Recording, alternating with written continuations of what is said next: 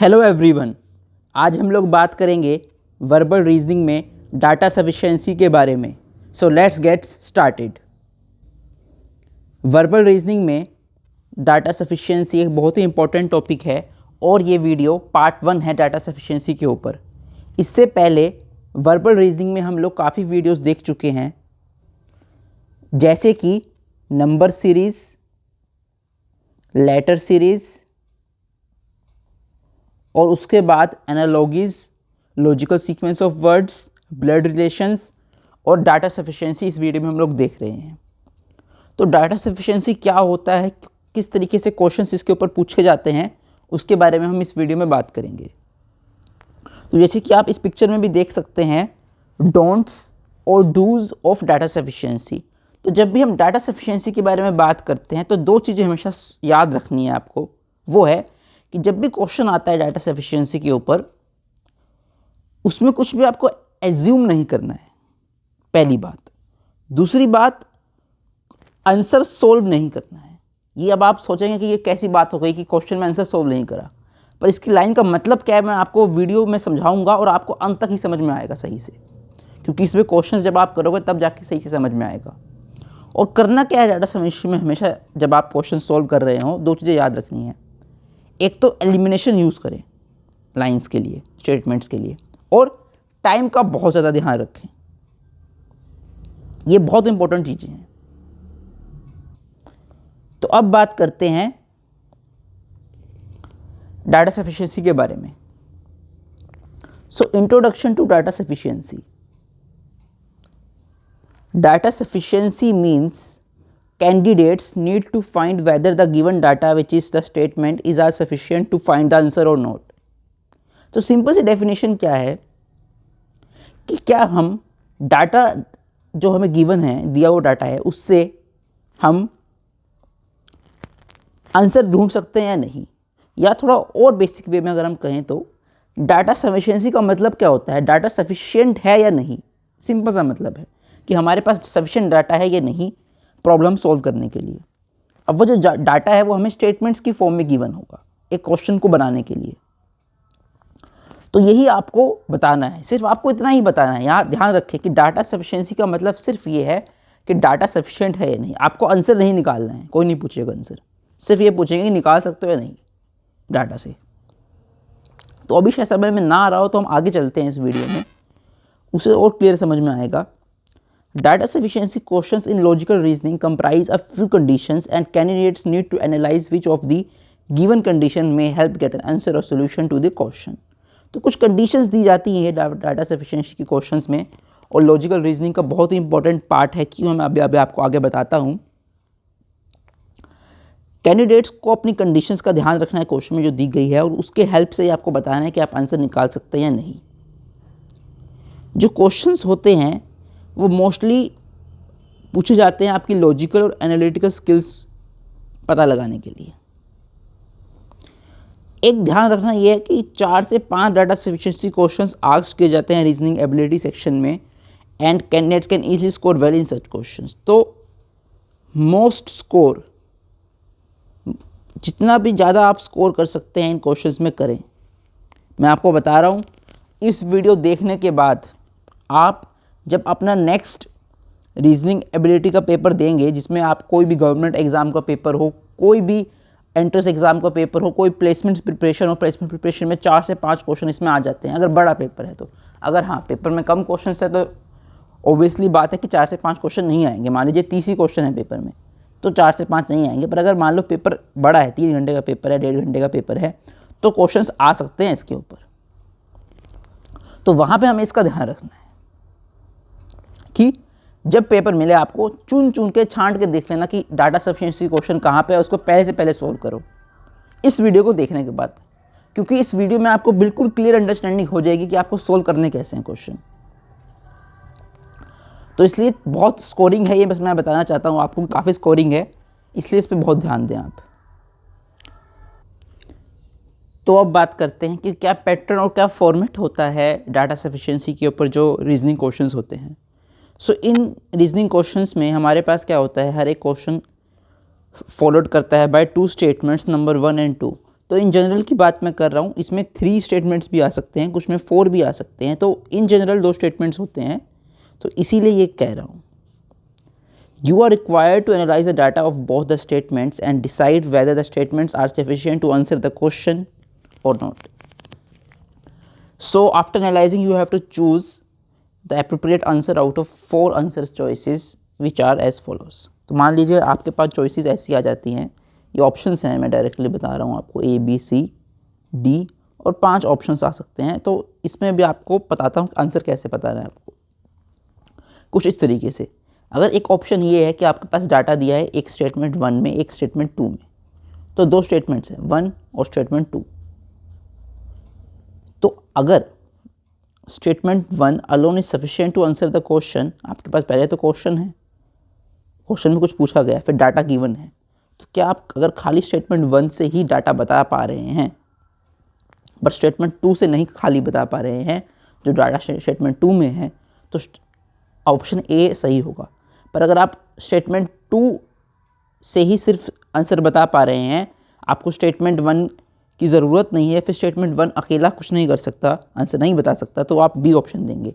अगर 1 और 2 अलोन, मतलब 1 भी है या 2 भी है अलोन सफिशिएंट है आंसर के लिए, देन ऑप्शन सी। अगर डाटा बोथ स्टेटमेंट्स में together are not sufficient to answer the questions, तो ऑप्शन डी, मतलब दोनों ही स्टेटमेंट्स के अगर आप डाटा यूज़ कर लें तो भी आप क्वेश्चन का आंसर नहीं दे सकते। And if data in both statements are needed to answer the question, ये बात। तो मैं आपको देखिए सिंपल सा बता देता हूँ इन शॉर्ट क्या है। एक ऑप्शन ए में तो ये कह रहा है कि अगर आप स्टेटमेंट 1 से आंसर बता पा रहे हैं अकेले, स्टेटमेंट 1 ही आंसर आपको अकेला बता देगा, तो ऑप्शन ए है। मतलब ऑप्शन 2 की आपको ज़रूरत भी नहीं है और ऑप्शन 2 अकेला बता भी नहीं पा रहा है, ये बात हो गई। अब बी में क्या है, ये सेम चीज़ ऑप्शन स्टेटमेंट 2 के लिए है कि स्टेटमेंट 2 अकेले ही बता पा रहा है आंसर। मैं इसको स्टेटमेंट 2 लिख रहा हूँ यहाँ पे। स्टेटमेंट 1 की आपको ज़रूरत भी नहीं है और वो आंसर अकेले बता भी नहीं पा रहा है। सी ऑप्शन में ये है कि 1 भी बता रहा है ऑप्शन स्टेटमेंट, और 2 जो स्टेटमेंट है वो भी आंसर बता रहा है, तो ऑप्शन सी वहाँ पे सही है। डी में हमारे पास है कि दोनों ही स्टेटमेंट 1 और 2 को दोनों को यूज़ कर लो बट आप आंसर नहीं बता पा रहे हो, ठीक है ना, तो वहाँ पे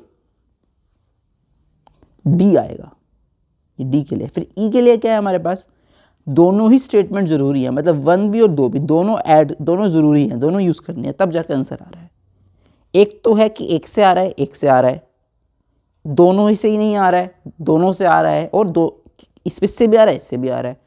अब कुछ लोग पूछेंगे सी और ई में फ़र्क क्या है। सी और ई में फ़र्क ये है कि सी में कहा गया है कि आइदर 1 और 2, मतलब फर्स्ट से भी आ रहा है, सेकंड से भी आ रहा है, पर ई में दोनों ही यूज़ करने पड़ेंगे आपको स्टेटमेंट, दोनों डाटा ज़रूरी है। मतलब दूसरा डाटा जो है फर्स्ट वाली स्टेटमेंट का डाटा, वो सेकंड वाली स्टेटमेंट में यूज़ होगा, या फिर वाइस वर्सा। कैसे होगा वो सब क्वेश्चन के अकॉर्डिंग आपको समझ में आएगा। तो हम लोग जल्द से हम क्वेश्चन की तरफ चलते हैं। तो हमारे पास पहला ही क्वेश्चन है और हम लोग क्वेश्चंस को उसी तरीके से सोल्व करेंगे जैसे मैं चाहता हूं कि आप लोग फाइनल एग्जाम में सोल्व करें। ये बहुत ज़रूरी है, क्योंकि देखिए सोल्व तो आप कर ही लेंगे अगर आप टाइम देंगे। कुछ लोग डाटा सफिशिएंसी वाले क्वेश्चन पहले नहीं करते हैं, बाद में टाइम कम हो जाता है जब वो लोग अपना एप्टीट्यूड पे बहुत टाइम बिता चुके होते हैं। मैं आपको बता रहा हूँ, एग्ज़ाम में अगर आपको बहुत ज़्यादा नंबर नहीं लेने, अगर आपको लगता है, अगर आप थोड़े नंबर भी लेना चाहते हैं, मैं नहीं कह रहा कि आप थोड़े लें, आप ज़्यादा ही लें, पर अगर आपको कम टाइम है, ज़्यादा प्रिपरेशन आपकी नहीं हो पाई है, तो ऐसे क्वेश्चंस, डाटा सफिशिएंसी वाले क्वेश्चंस ज़रूर पहले से पहले सोल्व करें। हर बार ढूंढ के सोल्व करें, जहाँ मिलता है पहले सोल्व करें, क्योंकि आप इजीली सोल्व कर सकते हैं। जस्ट आपने ये वीडियो देखी हो और कुछ क्वेश्चंस की आपने प्रैक्टिस करी हो, खत्म। उससे ऊपर टाइम लगता ही नहीं है इसमें। इसीलिए अब चलते हैं हम लोग क्वेश्चन की तरफ। व्हेन इज दीपक्स बर्थडे, तो हमें दीपक का बर्थडे बताना है, बस यही क्वेश्चन है, सिर्फ इतना ही क्वेश्चन है। 2 स्टेटमेंट दी हुई है, स्टेटमेंट 1, स्टेटमेंट 2, ठीक है।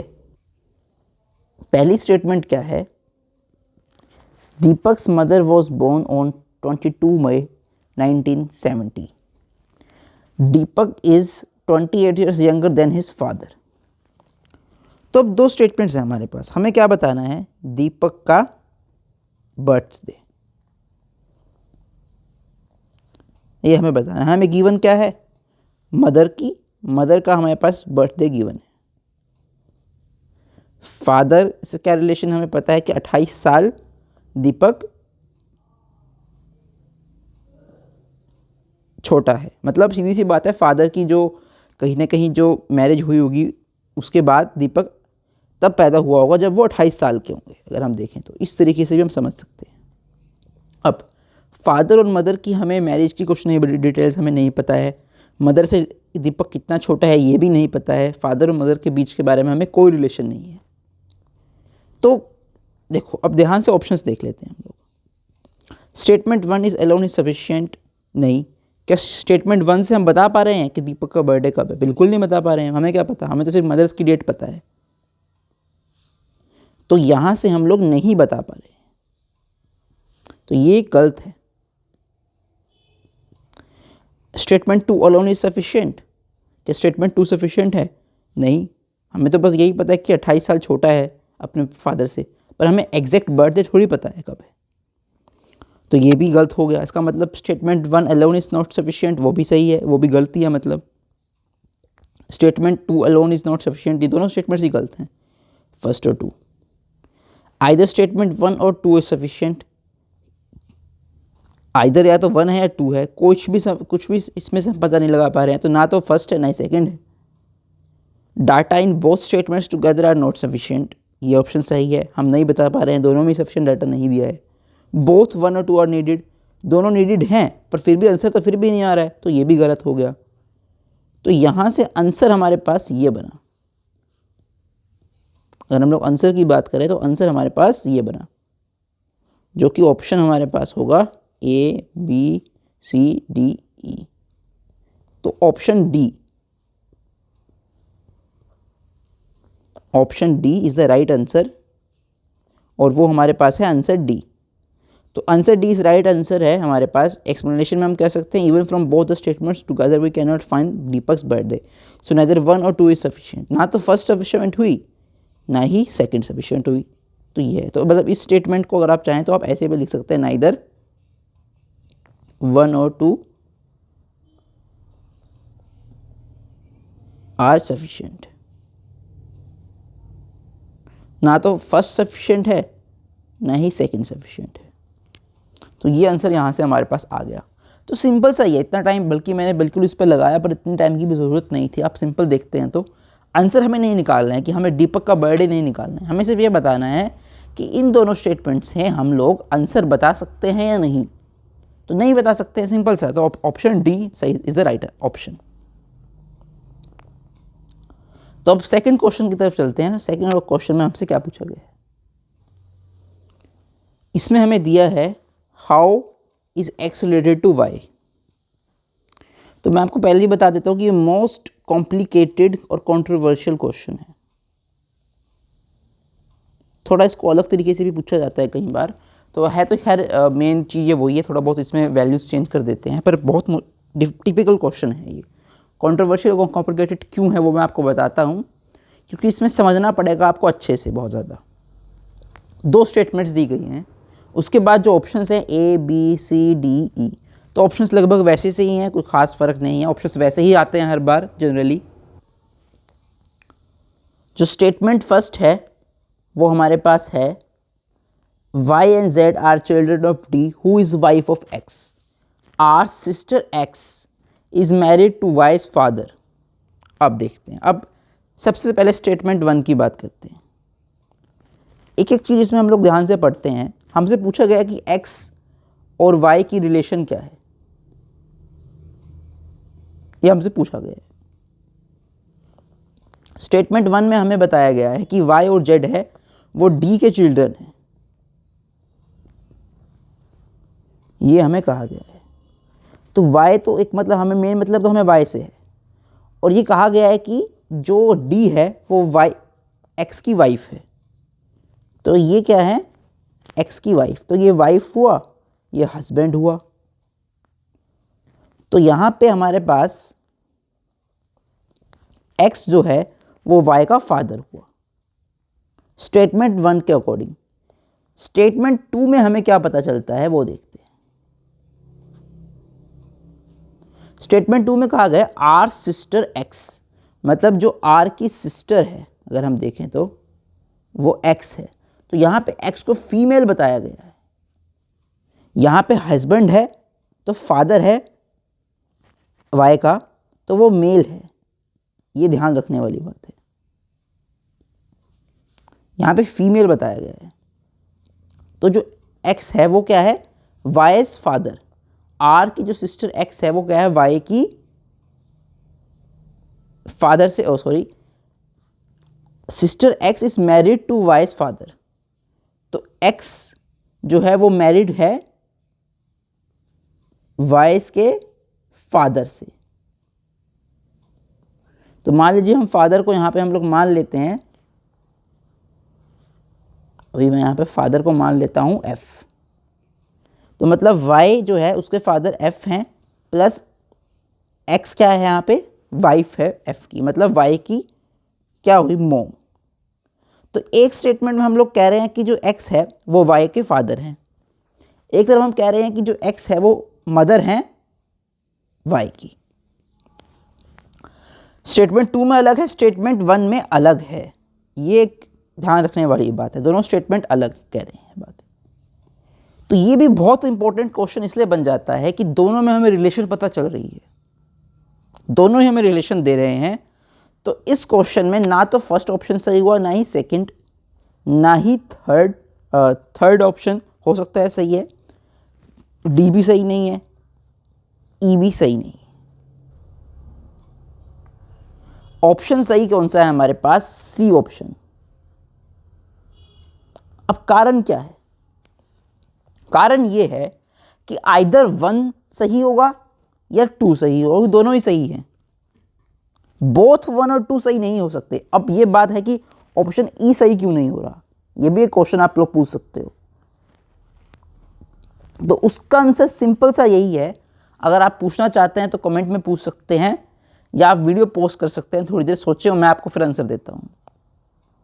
अगर आपने वीडियो पोस्ट करी और आपने अब तक सोच लिया आंसर, तो इसका आंसर सिंपल यही है कि दोनों स्टेटमेंट सही नहीं हो सकते। कैसे पॉसिबल है, एक जगह अगर एक्स वाई की फादर है और एक तरफ मोम है तो पॉसिबल नहीं हो सकता, ये कंडीशन ही पॉसिबल नहीं हो सकती कभी भी, या तो फादर होंगे या मदर होंगे। तो आइदर 1 या आइदर 2 सफिशिएंट, या तो फर्स्ट को ले लो आप या सेकंड को ले लो, है दोनों सही। तो डाटा सफिशिएंसी में एक ये बहुत बड़ी चीज़ आती है कि ऐसे क्वेश्चंस जहाँ पे दोनों ही आंसर सही होते हैं तो ये पॉसिबल है, ऐसे क्वेश्चंस आ सकते हैं।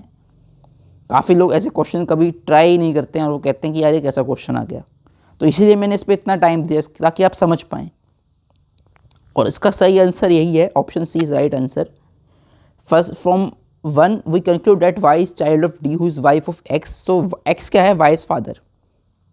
स्टेटमेंट 2 में हमें बताया गया कि एक्स मैरिड वाई फादर से है, तो उसका मतलब एक्स वाइस मदर है, तो option C is right answer. तो हम लोग अब थर्ड क्वेश्चन की तरफ चलते हैं। इसमें हमारे पास है on which date in August was Kapil born. तो कपिल की एक हमें डेट पता, मंथ पता चल गया कि कपिल का जो डेट ऑफ बर्थ है वो अगस्त में है।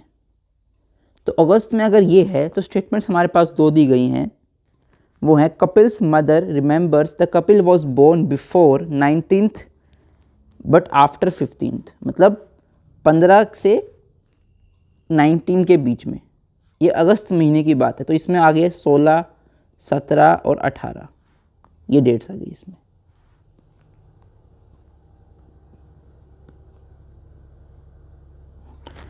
सेकेंड स्टेटमेंट है Kapil's brother remembers that Kapil was born before 17th and after 12th, मतलब 12th और 17th। इसमें हमारे पास 13, 14, 15 और 16, ये डेट्स आ गई। मैं दोबारा लिख रहा हूँ इनको एक बारी, 13, 14, 15, 16, ये 4 डेट्स आ गई। स्टेटमेंट 1, स्टेटमेंट 2, तो दोबारा सेम वैसे ही ऑप्शंस हमारे पास हैं। तो अगर हम लोग स्टेटमेंट 1 में देखें और स्टेटमेंट 2 में, तो डेट्स हमारे पास क्या आ रही हैं। अब इस क्वेश्चन को आप सोल्व कर रहे हैं, आप याद रखें कि क्वेश्चंस कुछ सोल्व भी करने पड़ सकते हैं और यही उसका एक एग्जाम्पल है। तो ये अगर आप हम लोग देखते हैं तो स्टेटमेंट 1 में कपिल्स मदर कह रही है कि कपिल की जो मॉम है वो कह रहा है, कपिल्स ब्रदर कुछ और कह रहा है। पर अगर इन दोनों ही स्टेटमेंट्स में हम लोग एक कॉमन चीज़ देखें तो वो है 16। 16 क्या है, कॉमन डेट है जो कि हुआ 16 अगस्त। तो इसमें हम लोगों ने दोनों ही स्टेटमेंट्स का यूज किया है, बोथ 1 एंड 2। हमने कंक्लूड किया 16 अगस्त इज द कपिल्स बर्थडे। तो ये चीज़ हमें यहाँ से पता चल जाती है। तो ना तो स्टेटमेंट 1 सही है क्योंकि ना तो अलोन स्टेटमेंट 1 आंसर दे रही है ना ही 2 दे रही है, तो 2 भी गलत है, स्टेटमेंट बी भी, ऑप्शन ए और बी गलत हो गए। सी भी गलत इसलिए है क्योंकि ना तो 1 सही से आंसर दे पा रहा है ना ही 2 दे पा रहा है अकेला, तो दोनों की हमें ज़रूरत है, तो ये भी गलत है। नाइदर 1 और 2 ये भी गलत है क्योंकि हमें आंसर पता चल रहा है। तो आंसर हमारे पास आ गया ऑप्शन ई। तो E is the right answer. ध्यान बस यही रखना है आपको कि इस क्वेश्चन में आप ये कह सकते हैं कि why I am solving the problem, तो प्रॉब्लम सॉल्व करनी ही नहीं है डाटा सफिशिएंसी में, तो ये सही बात है, आपको सोल्व नहीं करना है। पर कुछ ऐसे क्वेश्चंस भी आते हैं एग्जाम में जिसमें आपको सोल्व करना पड़ सकता है। तो सोल्व करना पड़ सकता है इसका मतलब सोल्व करना आना चाहिए। तो इसीलिए मैंने वीडियो में पांचों के मैं क्वेश्चन लेने की ऐसी कोशिश करता हूँ कि सब अलग अलग तरह के क्वेश्चन आए, कोई भी एक्सेप्शनल भी है तो वो भी उसमें आ जाए, क्योंकि बेसिक सोल्विंग प्रैक्टिस तो आप पे ही डिपेंड करती है। आप वीडियो देख सकते हैं आधे घंटे की, आपको सब समझ में आ गया, पर सोल्व तो आपको ही करना पड़ेगा अच्छे से। तो अगर आप देखें तो इसमें हम लोगों ने कंक्लूड कर लिया कि कपिल जो है वो इस डेट्स में है, मदर के अकॉर्डिंग, इसमें ब्रदर के अकॉर्डिंग इस डेट्स पे है स्टेटमेंट 2 में। तो कंक्लूड हम लोगों ने कॉमन डेट पे किया 16 अगस्त में, तो हमने सॉल्व कर सकते हैं इसको। खैर, इसका मतलब ये नहीं है कि आप कहें कि स्टेटमेंट्स गलत थी या एज्यूम है, ऐसा है वैसा है, क्योंकि रिमेंबर्स लिखा है। तो एक बार याद रखें, कभी एज्यूम ना करें कुछ भी। कॉमनली आप लोग एज्यूम कर लेते हैं हम लोग, तो वो नहीं करना है। जो लिखा है स्टेटमेंट जस्ट उसको एज इट इज उतार लो, उसको समझ लो, उसको मान लो, तभी आप सही आंसर निकाल पाएंगे। तो अब हम लोग फोर्थ क्वेश्चन की तरफ चलते हैं। अब फोर्थ क्वेश्चन में हमारे पास है मनोज, प्रभाकर, आकाश, कमल। इसको हम लोग M, P, A और K से भी रिप्रेजेंट कर सकते हैं, इजीली हम लोग लिख पाएंगे। 4 दोस्त हैं, तो हमें बताना है कि सबसे हैवी कौन है उनमें से। तो स्टेटमेंट 1 है हमारे पास, स्टेटमेंट 2 है हमारे पास। स्टेटमेंट 1 में हमें बताया जाता है कि प्रभाकर है वो हैवियर है मनोज और कमल से, बट लाइटर है आकाश से। मतलब क्या है कि प्रभाकर की अगर हम बात करें तो M या कमल उनसे तो कहीं ना कहीं वो हैवियर है, पर आकाश से लाइटर है, तो मतलब आकाश P से भी हैवियर है। तो यहाँ से हमें पता चलता है कि A सबसे हैवी है। दूसरे में हम क्या कह सकते हैं कि Manoj is lighter than Prabhakar, तो ये सेम स्टेटमेंट ही है। अगर हम देखें तो ये है and Akash but heavier than Kamal, तो यहाँ से हम कह सकते हैं कि कमल से हैवियर है। तो ये 2 स्टेटमेंट्स हैं। अब वही ऑप्शन सब कुछ है, तो इसमें ध्यान देने वाली बस बात इतनी ही है कि इस स्टेटमेंट से अगर हमें आंसर पता चल रहा है कि आकाश सबसे भारी है, सबसे हैवी है। क्यों? क्योंकि PMK कितने ही लेवल पे हमें कोई मतलब नहीं है, हमें ये पता चल गया कि अगर P इन दोनों से हैवी है और आकाश से कम हैवी है, तो इसका मतलब आकाश इन दोनों से भी हैवी ही होगा, और इससे तो है ही। तो सबसे हैवी कौन हो गया? आकाश। अब हमें ये पता लगाने की जरूरत नहीं है कि कमल और मनोज में कौन हैवी है, यहाँ पे इसलिए मैंने और लिखा है। अगर आप ध्यान से देखें तो ये और है, क्योंकि हमें तो बस हैवी से मतलब है कि हैवी कौन है। तो इसमें हम लोग ये कह सकते हैं कि ऑप्शन ए इज राइट। हम कह सकते हैं कि ये P है, ये जो एक स्टेटमेंट हमें बताता है, या फिर इस स्टेटमेंट को हम लोग चाहे ऐसे भी लिख लें कोई फ़र्क नहीं पड़ता यहाँ पे, ये इक्वल है, कैसे मर्जी हमें कोई फ़र्क नहीं पड़ता, हमारा आंसर आ रहा है, हमें आंसर पता चल रहा है कि हैवी ए है सबसे ज़्यादा चारों में से। तो ऑप्शन ए अलोन सफिशिएंट, जो सफिशिएंट स्टेटमेंट है वो स्टेटमेंट 1 है, वो अलोन सफिशिएंट है हमारे पास। बी का कोई मतलब नहीं है, अलोन सफिशिएंट नहीं है वो बी। आइदर 1 और 2 ये भी नहीं है, नाइदर 1 और 2 ये भी नहीं है, बोथ भी रिक्वायर्ड नहीं है, क्योंकि हमें आंसर ए में ही पता चल रहा है, इस स्टेटमेंट में ही हमें आंसर पता चल रहा है। तो इसका मतलब इसका आंसर हमारे पास हो गया ऑप्शन ए, जैसे कि मैंने आपको कहा था। एक्सप्लेनेशन में हम समझ सकते हैं कि ये जो है हमारे पास, अगर आप ऊपर से समझते तो आपको समझ में आ जाता, ये वही सब लिखा हुआ है। अगर आप देखें तो जैसे मैंने यहाँ पे ये बताया था, ये ऊपर से और ये यहाँ से, आकाश हैवीएस्ट है हमारे पास।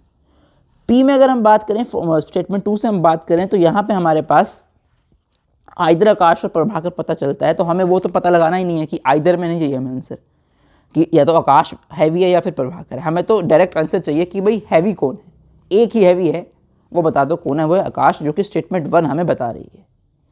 तो राइट आंसर हो गया हमारे पास statement 1 is alone sufficient to give the answer, और अलोन 2 तो सफिशिएंट है ही नहीं, तो option A is right answer. मुझे लग रहा है कि अब तक आपको काफ़ी हद तक सब कुछ समझ में आ गया होगा। तो इन लास्ट मैंने एक छोटा सा क्वेश्चन लिया है जो कि बहुत जल्दी सोल्व आप लोग कर सकते हो। इसमें हमें कहा गया है 5th क्वेश्चन में, on which day in April is Gautam's birthday. तो डे पूछा गया है हमसे कि गौतम का बर्थडे है। सो स्टेटमेंट 1 है, स्टेटमेंट 2 है, क्या कहती हैं स्टेटमेंट्स देखते हैं। Gautam was born exactly 28 years after his mother was born. तो इसका मतलब सेम बर्थ है मदर का और गौतम का डेट ऑफ बर्थ है, या फिर हम गलत कह रहे हैं, सॉरी, डेट ऑफ बर्थ नहीं, उसे हम कह सकते हैं कि जो डे है वो सेम है, बट हाँ ईयर में डिफरेंस है। तो अब ईयर कैसे पता लगाएं, ये कहा गया है कि एक तो पहली बार 28 years, his mother will be A 55 years 4 months and 5 days on August 18 this year. तो अब क्वेश्चन क्या बनता है, अब आप यहाँ से क्या पता लगाते हैं, वो ये है कि गौतम का आपको डे पता करना है, बर्थडे कब है। अब यहाँ पे कहीं से भी आपको आंसर निकालने की ज़रूरत नहीं है, जो मैंने आपको वीडियो के स्टार्टिंग में बताया था। आप सिंपली ये देखिए कि क्या आप आंसर निकाल पा रहे हैं। आपको एक स्टेटमेंट में तो ये बता दिया गया कि मदर है वो 55 ईयर्स की हो जाएंगी, 4 मंथ और 5 डेज़ की होंगी 18 अगस्त को इस साल के, ठीक है।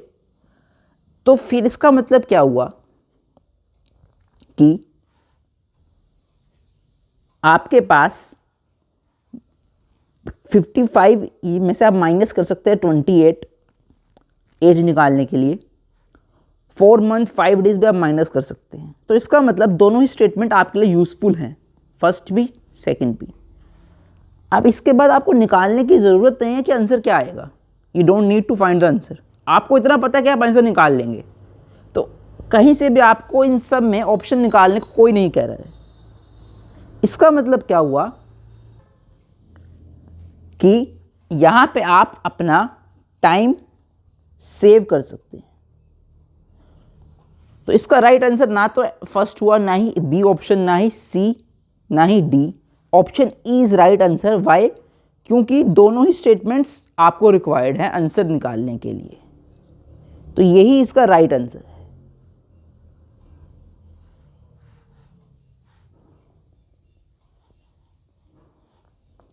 तो option E is right answer. Clearly the birthday of Gautam can be find out Gautam's mother from 2 and then Gautam's birthday can be determined using the fact in 1। तो आप इजीली ये निकाल सकते हैं। तो इसलिए मैं आपको हमेशा कहता हूं कि प्रैक्टिस से सिर्फ और सिर्फ आप क्वेश्चन सोल्व नहीं करते, साथ ही साथ आप टाइम भी सेव करते हैं।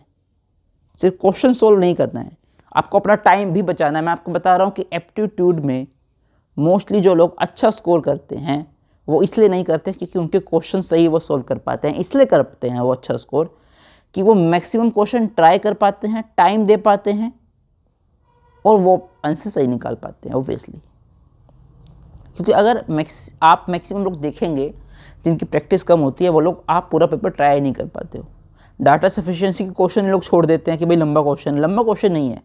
आप ध्यान से क्वेश्चन पढ़िए, आंसर आने में 10 सेकंड भी नहीं लगते हैं। ध्यान से अगर आप देखें तो इतना भी टाइम भी नहीं लगता है। इसीलिए मैं कह रहा हूं कि आप प्रैक्टिस इतनी अच्छी रखिए कि टाइम भी आप बचाते हुए जाएं, और जहां पे जिस एप्टीट्यूड क्वेश्चन में कई बार रीजनिंग में कम टाइम लग रहा है तो जिस एप्टीट्यूड में ज़्यादा टाइम लग रहा है तो वहां पे आप ज़्यादा टाइम दें और उसको भी सोल्व करें, तभी अच्छा स्कोर आ पाएगा आपका। तो इस वीडियो में इतना ही। मुझे लगता है कि आपको डाटा सफिशिएंसी के बारे में अच्छी खासी अंडरस्टैंडिंग हो गई होगी। और भी अच्छे क्वेश्चन इसमें ज़रूर बनते हैं, नो डाउट। अगर आप इस पर और अच्छी प्रैक्टिस चाहते हैं, किसी और टॉपिक पे चाहते हैं, तो मेरे कमेंट सेक्शन में ज़रूर बताएं। हम लोगों ने वीडियो बहुत अच्छे से डिटेल में देखी है। कोई भी डाउट है तो भी आप मुझे कमेंट में ज़रूर पूछें, मैं आपको रिप्लाई करूँगा। अपने सभी फ्रेंड्स के साथ ज़रूर शेयर करें ताकि वो भी verbal reasoning, non verbal reasoning, aptitude, interview preparation ले पाएँ क्लास ज्ञान से। इस वीडियो में इतना ही, मिलते हैं अगली वीडियो में। अगर आप हमारी वीडियोस को पसंद करते हैं तो इस चैनल को सब्सक्राइब करें, वीडियो को लाइक और शेयर करें। इस वीडियो में इतना ही, मिलते हैं अगली वीडियो में। Thank you.